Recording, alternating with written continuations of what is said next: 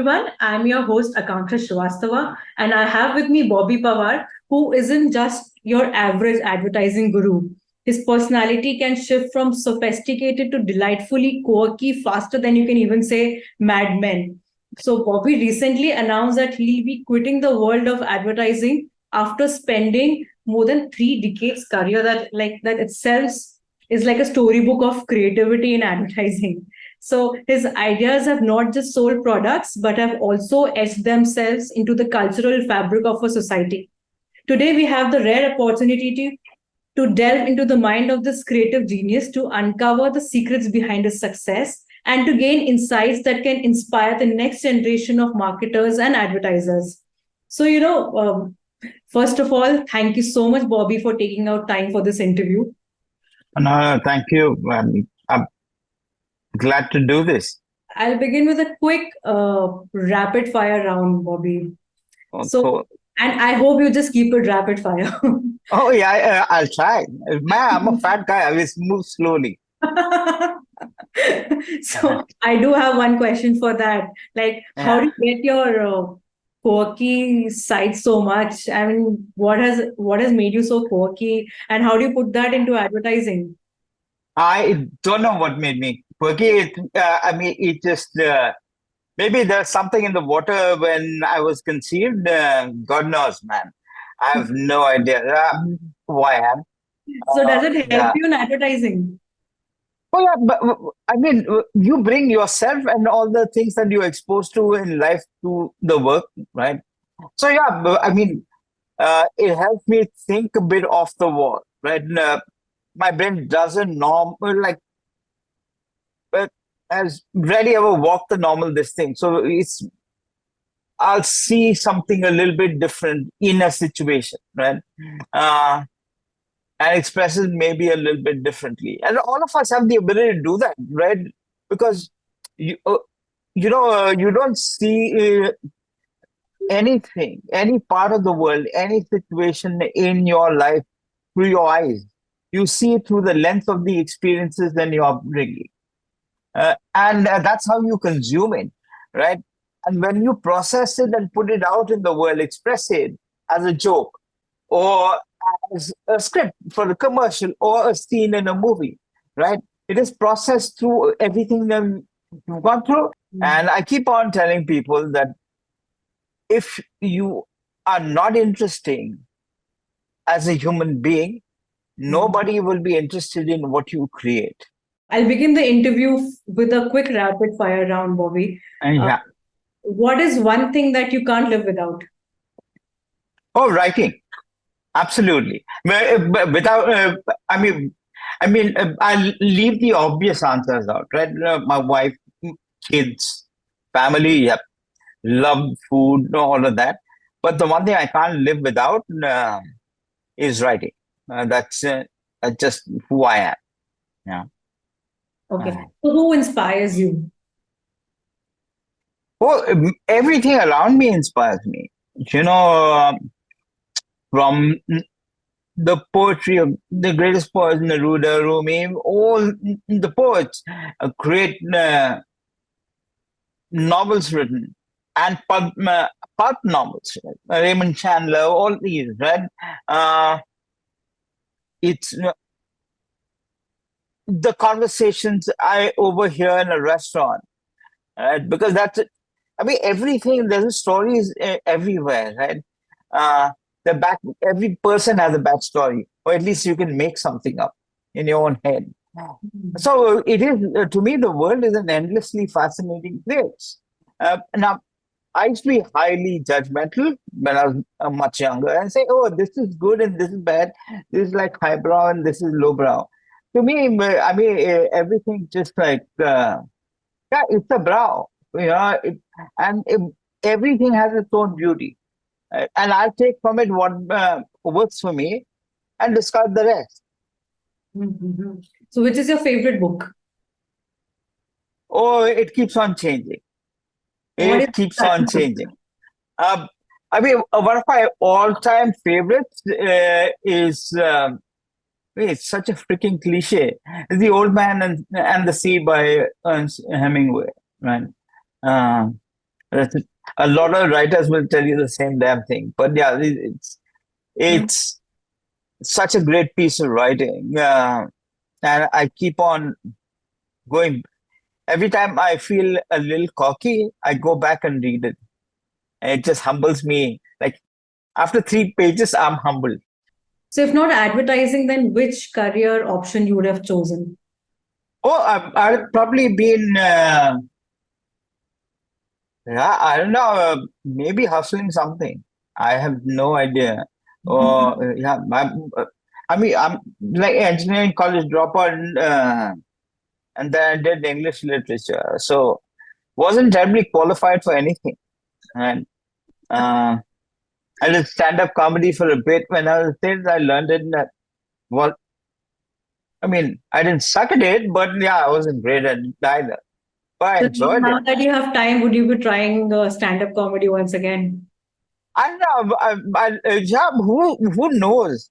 Like, I just want to do stuff that I enjoy, right? Uh, Without putting any pressure on myself to be good, uh, let alone great, right? As far as writing goes, I'll always want to be great, and that's just now it's ingrained in me. And but I also know that I, from the get go, right? I love to write a book. Me, I've always been writing poetry and stuff like that. So the thing is the journey is to get better and better at it. Whether it comes out or not, I'm not overly concerned about that. So my last question of the rapid fire is that which is your favorite memory from your younger advertising days? Oh, damn. Um, Your expression says oh, it. I'll tell you this thing, yeah. Uh, it is the night but Anil Batwal and I convinced Piyush Pandey is a lifelong Royal Challenge drinker. And he's national creator. उसके घर वो बुलाता था, he used to call us, hey, come, we're drinking on that. We used to be working, right? I was thinking, yeah, this is good, man. Goes home early. Now he wants company. We've got work to do, and we still land up later in this thing. I mean, uh, nice house, free alcohol, free food. What the hell? A couple of broke boys ain't saying no to that. And so the our only crib was, and his man Friday also was, may God rest his soul, amazing cook, amazing, like outstanding food, man. So we always salivate. But the memory we have is he used to be like always drink Royal Challenge. And one evening we kind of convinced him, almost like blackmailed him into switching to teachers. Not because we wanted him to drink teachers, so that we could drink teachers when we were there. Yeah, that's a great memory we have. So it I doesn't have. happen now. It was a Oh, younger. yeah, but I think he still drinks teachers to this day, I think. Yeah. But yeah, he moved to the single malls and stuff like that after that. But this is, we are talking about, man, 26 years back, man. 26, 20, yeah, 25, 26 years back. So, yeah. So this brings me to the question that how would you rate your 30 years of advertising? I know you said you feel blessed, but are you satisfied? Should we consider this as a retirement? What does the road ahead looks like? Oh, you know, the whole thing is, I mean, I'm a restless soul, right? So I always see, I mean, I'm the kind of person, and this has helped me, right? Is for me, it is always, the trick has always been to, if I look at the work that, you know, happened under my watch or I did over the 6 months back, and if I can't see the flaws, right, then I know I'm stagnating, right?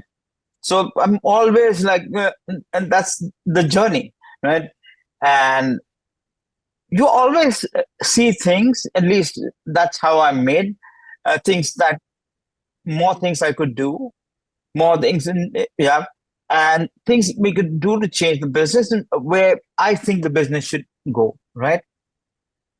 So obviously there's that, but there comes a point in your life, right? And especially after the experiences I've gone through over the last year, right? Losing my brother a year back, losing so many friends, last of whom was Pratap Bose.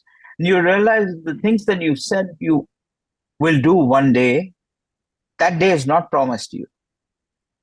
And I've always maintained, right? I was a writer before I became a copywriter. And I just I want to do that. And so why not?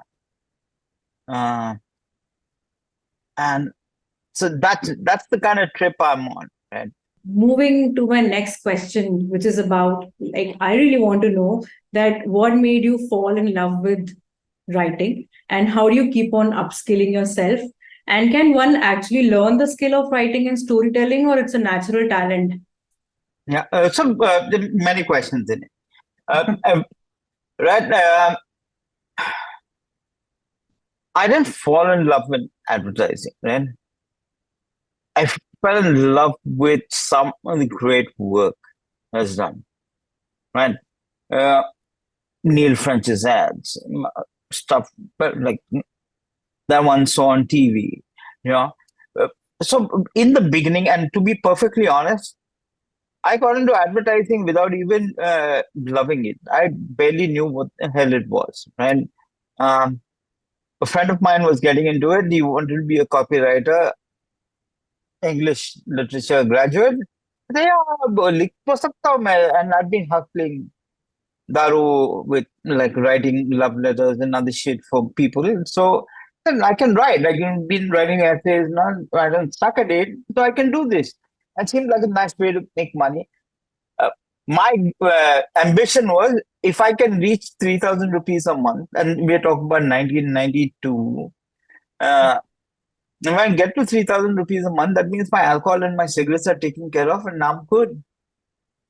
So, and Kanyam Binega, this that was my this thing. So there's no once I got into it, and then and mean that nature of like no my problem is I can't just be a participant, right?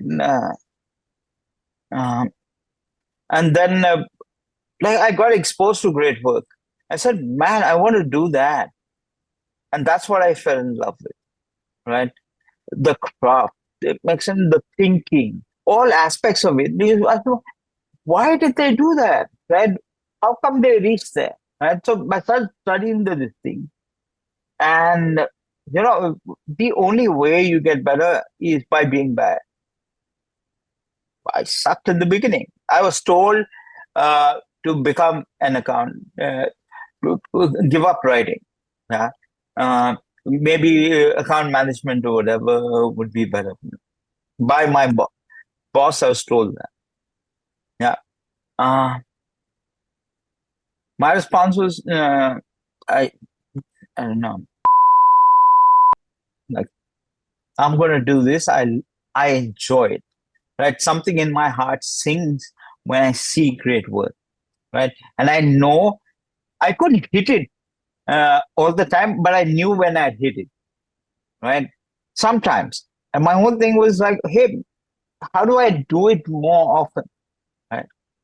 Uh, and a lot of times is to so once you understand what makes, you have to analyze the work, not just enjoy it. What makes good work, uh, and then you try to do the same thing, and then you find your own ways of doing it. There's just no shortcuts around that. And I'm saying this, and I'm a lazy person. I will not do shit unless I absolutely have to.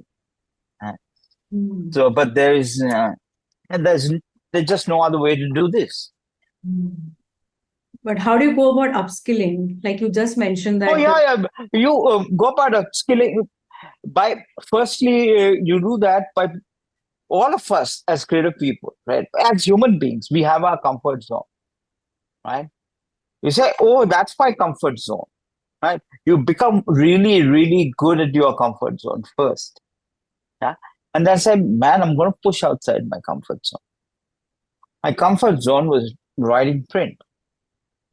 But I've written some the most iconic commercials, not right. So I said, damn, I'm going to do that. Piyush and I used to compete like on the safari stuff in the Sierra and all that. We were, I mean, literally, it's a script of scenario. You used to write something, I used to write something. Eventually, Prasoon Pandey picked the commercial, the hitchhiker and the rapid commercial for Safari, right? He said, no, no, I want to do this. And then Piyush backed off. So it's just, you have to push yourself outside the comfort zone a lot. I mean, if you're going up against Piyush, you're going to get better, right? Because you say, you see what he's done, and your only option is to top that, right? Uh, and you're not just going up against Piyush, you're going up against Piyush and his reputation in front of the client. And so my work's got to be that much better. So I just want to go back a little when you said that because you lost so many near and dear ones once last year, which made you realize that there's not a better time to think what to do what you actually love. But do you think that because you have the luxury, you've already spent 30 years in the industry, hence you're saying this, or there's But obviously, if I had real practical considerations, like, man, I have to feed and provide for my family and their education and all of that. Wouldn't have happened, would it? Let's be honest here, right? Wouldn't have happened. I've been fortunate to have been in position as a CCO, whatever, and having worked abroad and earned probably more than my fair share of money, who knows, right? For quite some time, like for 25 years, right? From not 25, 23 years from the time we went to Ogilvy, New York. So there are certain benefits to that. And despite me being like not monetarily savvy and all that, thankfully I'm married well. So my wife keeps me in check. Otherwise, I'd be buying shoes and pens and watches and whatever all the time. But yeah. No, so in that sense, yes. Also, the other thing is having a supportive family is important, right? Having a wife who says, okay, you will be fine. You don't, right? And I support you in this endeavor, right? It's not easy for. Is she listening? I know she's in another room. Yeah, and I think I always say that. I mean, I'm pretty strong, but yeah, quite a bit of my strength comes from my wife. There's no two ways about it. So many industry players say, I mean, not players, but leaders actually say that nowadays we lack idea-led creativity. And I'm not criticizing because we keep on trying new things, be it influencer, memes, generative AI, metaverse. But these are all just toys to experiment ideas with. But where are the big ideas? So I think very true. But it's just a thing. Like, do you? My challenge to agency: do you prioritize it? Because it's in your hands, right? It's in your hands to influence clients and say that big ideas that run for a period of time is what actually helps you win in the marketplace, right? You will do lots of little things in Instagram and stuff like that. That ain't going to help you win. Unfortunately, and let me just say it, all right? I think we've got caught up so much in this whole thing of purpose and being high-minded. Oh, people need to sort of buy into the values of the brand and the contribution it makes to society. That's all very good. But people generally buy products that make a difference to their life. So we've gone too far off the deep end. Our first job is to sell. We do that endearingly in a manner that makes the brand lovable, right? And useful. But some of that's going away, right? A lot of that. I think some of it is because there's no emphasis on craft. All the youngsters who are coming up, who's teaching them, right? I mean, and what's part of the client fault is the client. You pay a social media agency 1.25 lakhs. You'll get 3 kids from who are just out of college who sit in a coffee house, drink 1 cup of coffee for 4 hours, mooch off the free Wi-Fi, and do posts. And there are grammatical errors in their freaking posts. Now, the same client will scream at the client servicing if there's one spelling mistake in their print ad. But what's the shit that's going out on social media, man? It's so this dichotomy hurts everybody, right? Why is the brand very precious in traditional media and not precious at all in social media? We let a lot of things slide, right? In the urgency of being always on is the stupidest thing I've ever seen. Okay. Dude, I don't want to be always on with my mother, and she's my mother. Who the hell wants to be always on with a brand? Say something when you have something to say, something that is relevant and resonant. Otherwise, shut the hell up. Also, I think that creative leaders actually don't spend enough time with their juniors nowadays. There's not it's done. The kids are running all the time, right? Because all these posts are due. Yeah, it's done. But it's on us to make time for them. They've got so much in hand. They have to run business. They can't spend time. They don't have the, even if they wish to, they don't have the liberty to do that. Absolutely. Absolutely. I mean, can this be changed, Bobby? Or is the way to live now? See, everything can be changed. Everything can be changed. The thing is there a concerted effort to do so? Right? Do you see anybody actually putting efforts? No, I don't. I don't. Everybody's chasing the bottom line. The pressures are too much, right? Honestly, forget. I'm not going to point fingers at anybody. I'm guilty of the same thing. There may be a few people that, and the pandemic just added to it, right? Because 2 years you were away from, more than 2 years away from people, right? And then you're just running around all the freaking time, and you lose that personal touch. I think I've tried to make a concerted effort over the last year and a half or so to spend time with the youngsters. But yeah, you just have, it depends on how much time you can make, right? Because there's so much, you're working across a whole group, it gets hard. The other thing is also, I mean, the culture has changed, right? The kids today are too soft, man, right? You learn through the school of hard knocks.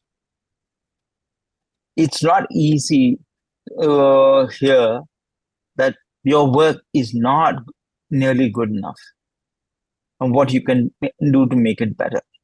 And it's harder when you've been at it 12 times and it's still not good enough.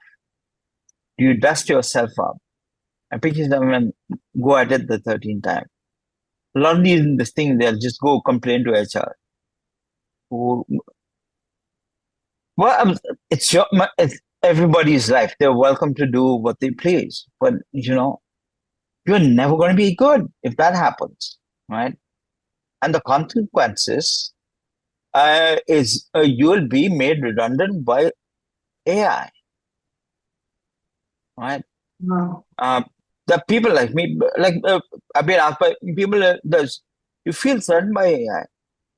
No, because on any fucking given AI can produce God knows how many options or whatever. It ain't going to be as good as what the fuck I can come up with. I know that, right? And so but that has come through a lot of rejection and the ability to bounce back from it, learn from it, and become better. I hope a lot of younger generation sees this video and actually learn from it and take it in a positive way. No, the only way to do it is like the hardest lessons. I mean, I'm telling you, Neil French has cracked jokes about my inability to proofread very well and typos in my ads, like in front of 20 people, right? Uh, Piyush Pandey taught me how to present properly. I was just suck at it. Because when I came to him with an idea, Piyush used to call people in and say, Aja, bhai, just come and watch uh, Bobby murder his own idea. It's like, when that happens, you learn how to present. And, okay, to be confident in your own work. And that's what he tells, he tells people that story even now. He's like, man, this guy used to come up with great ideas and behave like it was cheap. So, वो मार के मैं बढ़ा हूँ, right? I've heard like the snarkiest comment from Steve Hayden, who's the nicest guy. Steve Hayden is the guy who wrote the Apple 1984 commercial, and he used to be my boss in New York, but everybody's boss. Um, but you learn, and I've taught with a director now. It'll come to me his name. But I almost cried on that set because he used to make me rewrite the dialogue. So because we're improvising under this thing, and he used to, he's big guy, like 6'3", big guy with long blonde hair. At least then it used to be blonde, now it's white. Uh, I used to read out in loud and like a really fake Indian accent. Saying, look at now the piece of shit that Bobby wrote and read out the dialogue. And, and the client was there, man. And then he said, let me try this. I could have just said, like, fuck off, I'm not doing it and walked out. But you take that. In those 2 days of the thing, I learned more about writing dialogue than I learned in the previous 2 years. My next question is about long form copywriting. And you have created such wonderful ads because of your excellency in long form copywriting. So, how does one actually revive the same in the digital world? Because we don't really see that happening. And this question has come from a dear friend in the industry only who told me that I can ask you this question. While there is still hope for long form copy in print, I do see some good work happening in print, but it's lacking in digital. Or probably I might not have come across a long form copy in digital, but generally it happens. So there are so many people who gained from writing good long form copies, including you, have made their careers, but now that doesn't happen. I mean, Yeah. how many So, people do you remember now? I'll tell you one thing, right? The long form is not dead, it's just repurposed, right? So it may not be an ad, because if you're doing, let's say, a digital ad, there's the picture, there's the headline on the picture, and there's wall post copy. Wall post copy is going to be maybe about like 60 to 80 words max, right? And there's a headline which should be more than max, it should be 7 to 9 words, right? But the thing is, again, each one of those words is precious. The headline could be interesting. It could be brilliantly written. could have a great insight into human behavior, right? Uh, the picture could be insightful, and the copy can make an argument eloquently, or it can be banal. Unfortunately, the way we go about it, it's all banal. It's just like poor writing. And they're simple things, right? When you open with a thought, which is in the headline, you close by rounding off the same thought. You go back to the this, yeah, and you allude to that because then the loop is closed, right? Simple things like that, people don't know, right? And they don't do. So there's that. But there's also, in a sense that uh, in there's copy on website. Right? There'll be product description. The product description need not be a product description. It can be a description of the role it play in the life, in this thing. So see, what anything turns into depends on the person doing the turning. If there's somebody who's an artist, they will always try to do it. Okay. Then what is stopping you? A, the culture is not there. B, नहीं ये कोई पढ़ेगा नहीं, ये कोई पढ़ेगा नहीं. It's too, they don't have time for this. Dude, people are watching, spending 4 hours on YouTube. Some of it consuming 10-15 minutes of content longer. They won't read shit that is boring and bland as hell. If you just describe product, कौन पढ़ने वाला है यार? तेरा label कोई नहीं पढ़ना चाहता. But if I make it really interesting, then there's this thing. The job anybody is to. What's the first job you have as a communicator, right? Is now to suck people into my world, right? The world of that brand. If I don't do that, they won't stay. They'll just move on. So from the get-go, right? You've got to be interesting. When digital happened, they said traditional advertising is interruption. This will be engagement.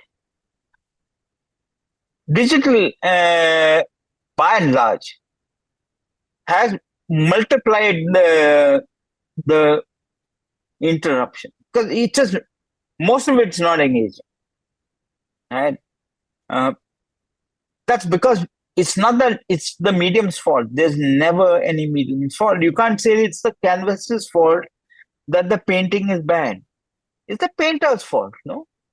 The painter simply is not good enough. Because we are talking about the problems. Yeah. Is there a solution? And so everything, you can be creative with anything. Okay. You tell me, okay, there's the medium is a matchstick. I'll figure out a freaking way to put something interesting on it. Make that interesting. But that's got to be your this thing. And also, I think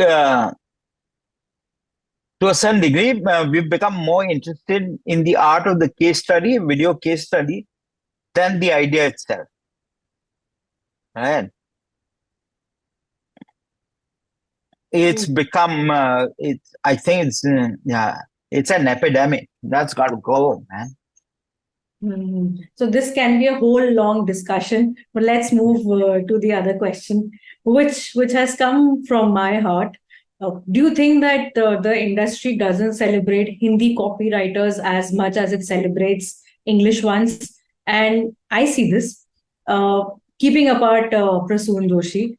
Also, no, I would disagree. I think, Piyush Prasoon,